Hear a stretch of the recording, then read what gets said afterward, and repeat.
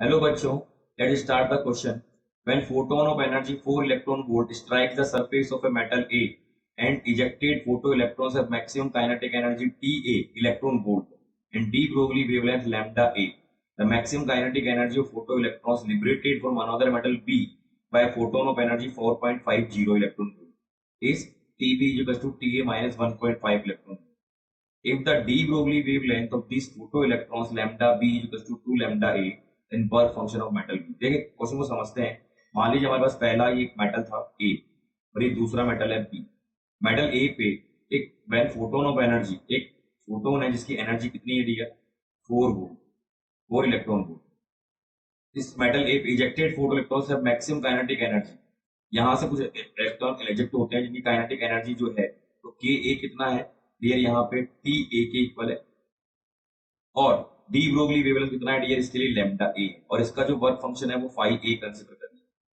Now second, अगर हम बात करें the maximum kinetic energy of photo electron liberated from another metal B और फोटोन ऑफ एनर्जी 4.50, ठीक है।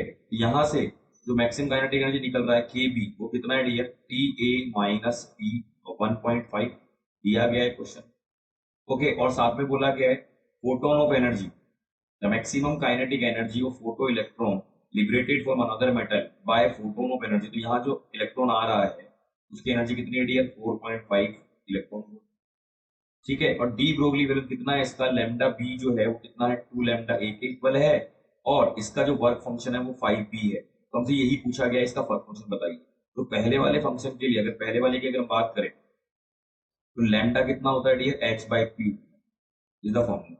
यहां से और p का फॉर्मूला हमें पता है कितना होता है √2m इंटू पी हो जाता है मोमेंटम के लिए। तो पहले वाले की अगर हम बात करें तो फर्स्ट वाले के लिए बात करें तो lambda a is nothing but कितना होगा dear h upon √2m into E की वैल्यू कितनी है टी ए के इक्वल है तो टी ए ले लिया जाए और लैम्डा बी जो है वो कितना है h upon √2m T B ले लिया जाए। अब यहाँ पे और लैम्डा बी किसके इक्वल दिया गया है बेटा, 2 लैम्डा ए के दिया गया, ठीक है। और यहाँ पे टीबी की वैल्यू को हम क्या पुट कर सकते हैं, तो lambda B is nothing but h upon √2m TB की जगह पुट कर दिया जाए टी ए माइनस 1.5,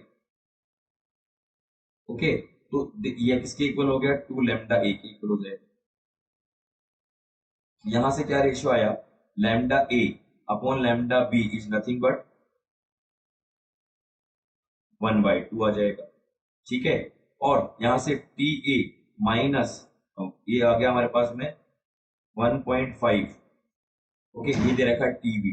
तो जब इन दोनों इक्वेशन को सॉल्व करेंगे तो टीए कितना बनेगा डियर, फाइनली टीए हमारे पास में आ जाएगा 2 और टीबी जो आएगा डियर सॉल्व करने पर 0.5 आएगा आफ्टर सॉल्यूशन दिस इक्वेशन।